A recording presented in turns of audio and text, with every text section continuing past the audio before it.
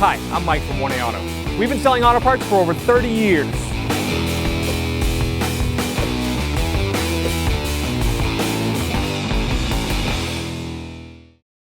If you need to remove the plastic engine cover, it just clips into place. You'll lift it up at the top, lift it up in the front, and then pull it straight off in the back.